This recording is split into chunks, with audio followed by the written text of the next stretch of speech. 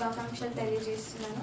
అదే విధముగా మరి దేవుడు నన్ను జ్ఞాపకం చేసుకుని ఇటు శ్రేష్టమైన ధన్యతను నాకు ఇచ్చినందుకు వందనాలు చెల్లిస్తున్నాను.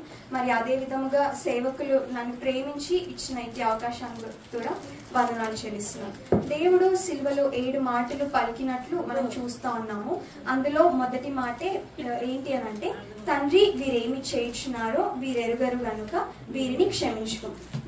అయితే దేవుడు డైరెక్ట్ గా చెప్పొచ్చు కదా, వీరు ఏం చేయించున్నారో వీరు ఎరగరు కనుక వీరిని క్షమించము అని చెప్పొచ్చు. కానీ దేవుడు అట్లా చెప్పకుండా he's keeping petition to God. తండ్రి ముందు ఆయన ఒక విజ్ఞాపన పెడతా ఉన్నాడు. ఈ తండ్రి అనే పదాన్ని మనకి దేన్ని సూచిస్తుంది అని అంటే, సిలువ పైన క్రీస్తుకి అలాగే తండ్రికి ఉన్న సంబంధాన్ని సూచిస్తుంది. మరి అదే విధముగా క్రీస్తుకు తండ్రి పైన ఉన్న విశ్వాసాన్ని సూచిస్తుంది. అదే విధముగా ఒబీడియన్స్ ని కూడా సూచిస్తుంది. ఎందుకనంటే ఈ 7 మాటలు కూడా ముందుగానే ప్రవచింపబడ్డాయి. అది ఆ క్షణం పలికినవి కాదు, కానీ కొన్ని వేల సంవత్సరాలకి ముందే ఈ మాటలన్నీ కూడా ప్రవచింపబడ్డాయి. ప్రవచనముల నెరవేర్పు కొరకు దేవుడు ఈ మాటను సిలువలో పలికినట్టుగా మనం గమనించుకోవచ్చు. అయితే మనం ఇక్కడ సిలువలో చూడొచ్చు, అప్పటి మట్టుకు కూడా దేవుడు ఎన్నో శ్రమల గుండా వెళ్ళాడు కదా. ఎంతో మోకరి, మనుషులు ఆయనను గేలి చేశారు, ఉమ్మి వేశారు, తృణీకరించారు. అయినప్పటికీ కూడా God is asking father to forgive us. అదేం సూచిస్తుంది అంటే, ఈ లోకంలో మనం ఉన్నప్పుడు మనం కూడా మనుషుల్ని బట్టి వెలివేయబడ్డ వారుగా ఉంటాం, మనుషులను బట్టి తృణీకరింపబడ్డ వారుగా ఉంటాం. అసహ్యము, ద్వేషము ఎన్నో చూస్తుంటాం. మనతో ఉంటారు అనుకున్న వారు కూడా మనల్ని వదిలేసి వెళ్ళిపోయిన సందర్భాలు ఉంటారు. మనము వారిని క్షమింపగలుగుతున్నామా అనేదే ప్రశ్న. ఇక్కడ మనం చూడొచ్చు, మనము క్షమింపబడాలి అని అంటే what we have to do is forgive others. మన ఎవరైతే తప్పు చేశారో వారిని మనం క్షమించిన రోజు మాత్రమే మనము సంపూర్ణ క్షమాపణ పొందుకోగలం. మనం చూడొచ్చు పరలోక ప్రార్థన, లార్డ్స్ ప్రేయర్ లో కూడా will clearly say, every single time we pray will clearly say, దేవా నేను నా ఇలా చేసిన అపరాధములు క్షమించిన ప్రకారము నా అపరాధములు క్షమించుము. సో ఫర్గివ్నెస్ అనే దానికి కూడా ఒక కట్టడం ఉంది. మనం ఎప్పుడైతే క్షమించగలుగుతామో అప్పుడు మాత్రమే క్షమాపణ పొందుకోగలుగుతాం. కానీ చాలా మంది ఇది మర్చిపోయి ఏంటి అని అంటే, ప్రతిరోజు చాలా మటుకి ప్రతిరోజు కూడా మనం క్షమాపణ అడుగుతూ ఉంటాం. మనం చేసిన తప్పిదములను బట్టి, మనం మాట్లాడిన మాటలను బట్టి క్షమాపణ అడుగుతూ ఉంటాం. కానీ దానికంటే ముందు మనం ఏం చేయాలని అంటే, మనల్ని మనం పరీక్షించుకోవాలి. నేను నా ఎడల తప్పు చేసిన వారిని క్షమించానా, ఆ క్షమించాను అన్న కన్క్లూజన్ కి మనం వచ్చినప్పుడే we should go to the presence of God and ask God for forgiveness, because it is a commandment. దేవుడు నేర్పించిన ప్రార్థన అది. మనకి దేవుడు మనలో ఉండాలి అనుకుంటున్నది ఒక క్వాలిటీ. దాన్ని మనం ప్రతి క్షణము జ్ఞాపకము చేసుకోవాల్సిన వారమై ఉంటున్నాం. అయితే క్షమాపణ పొందుకోవాలి అని అంటే we have 3 sources. ఒకటి ఏంటి అని అంటే, చదువుతారా హెబ్రీ 9:22. మరియు ధర్మశాస్త్ర ప్రకారము సమస్త వస్తువులను రక్తము చేత శుద్ధి చేయబడుననియు, రక్తము చిందింపకుండా పాప క్షమాపణ కలుగదనియు సామాన్యముగా చెప్పవచ్చు.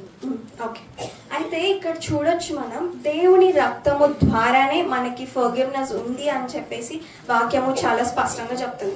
అయితే ఈ లోకంలో ఉన్నంత కాలము దేవుడు కేవలం తన మాట చేతనే ఎంతో మందికి ఫర్గివ్నెస్ అనే ఒక దయను చూపించారు.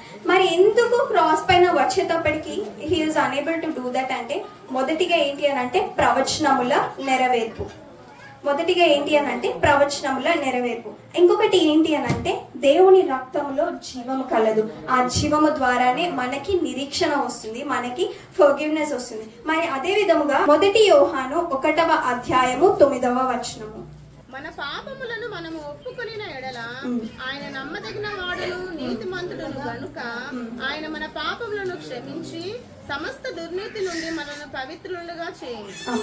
ఇక్కడ మనం చూడొచ్చు, నేను చెప్పాను కదా, ఫర్గివ్నెస్ క్షమాపణ పొందుకోవడానికి కొన్ని రూల్స్ ఉన్నాయి, రెగ్యులేషన్స్ ఉన్నాయి. అందులో సెకండ్ ఏంటి అని అంటే, వీ హ్యావ్ టు కన్ఫెస్. మనం ఒప్పుకోవాలి. ఒప్పుకున్నప్పుడు మాత్రమే క్షమాపణ పొందుకోగలుగుతాం. చాలా మంది అనుకుంటారు, దేవుడు నన్ను చూస్తా అన్నాడు, దేవుడికి నా హృదయపు ఆలోచనలు తెలుసు, నేనేంటో దేవుడికి తెలుసు, నేను ఒప్పుకోవాల్సిన అవసరం లేదు అని చెప్పి చాలా మంది ఒక నిర్లక్ష్యతలో ఉంటారు. కానీ దేవుని వాక్యం చాలా స్పష్టంగా చెప్తుంది, whenever you commit sin, you have to ask for forgiveness.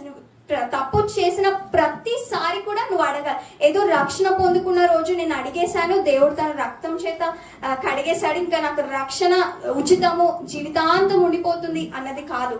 You have to confess every single time that you commit sin. You have to commit every single time that you fall. మనం పడ్డ ప్రతిసారి దేవుడి దగ్గర ఒప్పుకోవాలి, ఆయనను క్షమాపణ అడగాలి.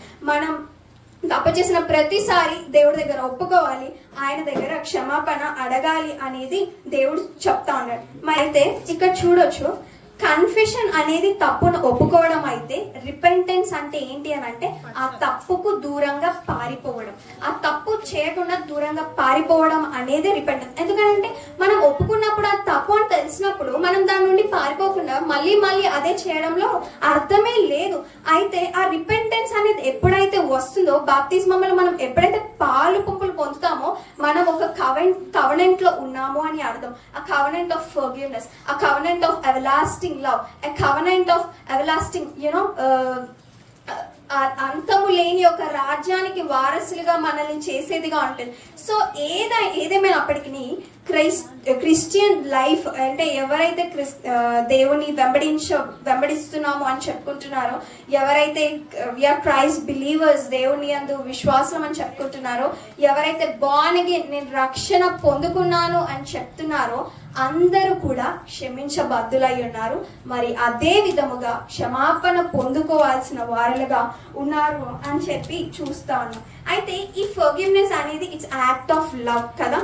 ఇది యాక్ట్ ఆఫ్ లవ్ అయితే ఈ ఫర్గివ్నెస్ ఏంటి అని అంటే రికన్సిలియేషన్ కదా. క్షమాపణ పొందుకోలేకుండా దేవుడితో మనం జతపరచబడలేము, అది అవ్వదు. ఎందుకంటే మన పాపాన్ని బట్టి, మన అతిక్రమమును బట్టి, మన దోషమును బట్టి మనం దేవునికి వేరుపరచబడే స్థితిలో ఉన్నప్పుడు దేవుడు ఏం చేస్తున్నాడంటే తన రక్తాన్ని చిందించి మనకు ఫర్గివ్నెస్ క్షమాపణ ఇచ్చిన దాన్ని బట్టి మనం దేవుడితో రీకన్సిలియేషన్ అంటే జతపరచబడ్డ వారులుగా ఉంటున్నాం. బైబిల్ మొత్తంలో మనం చూస్తున్నాం, ఈ క్లియర్లీ స్టేట్స్ ద ఇంపార్టెన్స్ కదా.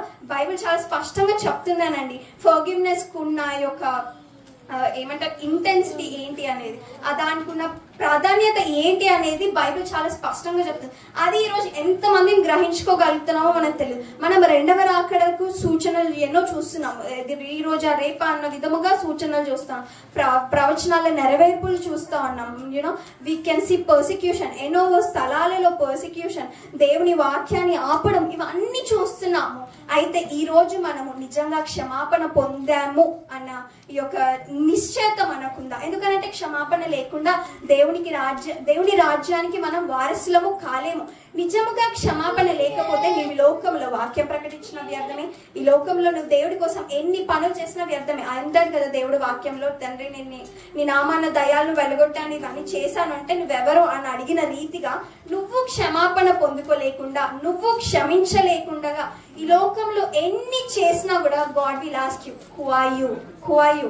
అప్పుడు ఎంత బాధ కదండి. సో అందుని బట్టి ఏంటి అని అంటే మనం ప్రతి క్షణం పరీక్షించుకోవాలండి. ఈ రెండవ రాకడ కొరకు సిద్ధపాటులో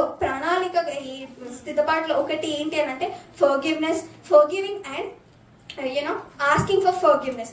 మనకి సిలువలో దేవుడు ఏం నేర్పిస్తున్నాడు అని అంటే it's act of forgiveness, deliverance and love. దేవుడు సిలువలో సూచిస్తుంది ఇదే. అయితే ఇంకొకటి ఏంటి అని అంటే ఈ క్షమాపణకి ఉన్న ఒక గొప్ప నేచర్ ఏంటి అని అంటే హీ రీబిల్డ్స్ కదా. దేవుడు కడతాడండి. ఎవరైతే నలిగిపోయి విరిగిపోయి ఉన్న కమ్యూనిటీస్ లో కూడా దేవుడు కట్టి పీస్ ఇంకా హోప్ ని నింపాలనుకుంటున్నాడు. అదే విధముగా మన జీవితాలలో కూడా దేవుడు ఆ క్షమాపణ బట్టి ఆయన శాంతిని, ఆయన నెమ్మదిని, ఆయన నిరీక్షణని మనకి ఇవ్వాలనుకుంటున్నాడు. పరీక్షించుకోండి ఎంత మంది ఈ రోజు క్షమాపణ పొంది ఉన్నారు అన్న నిశ్చయత కలిగి ఉన్నారని చెప్పి. ఒకవేళ ఆ నిశ్చయత లేని అట్లయితే ఈ రోజు మనం దేవుడి సన్నిధిలో ఒప్పుకుందాం, మన తప్పులను ఒప్పుకుందాం. అలాగే మన ఎడల ఎవరైతే తప్పిదములు చేసిన వారు ఉన్నారో వారిని పూర్ణ హృదయముతో క్షమించి దేవుని సన్నిధిలో నిబంధన చేసుకొని మరి మనం ఈ వర్షిప్ తర్వాత లోకంలోకి వెళ్ళగా అదే నిబంధన కలిగి జీవించి దేవుడి రెండవ రాకడ మట్టికి ఆయనను హత్తుకొని ఉండిలాగున దేవుడు సహాయం చేయనట్లు ప్రార్థించుకుందాం.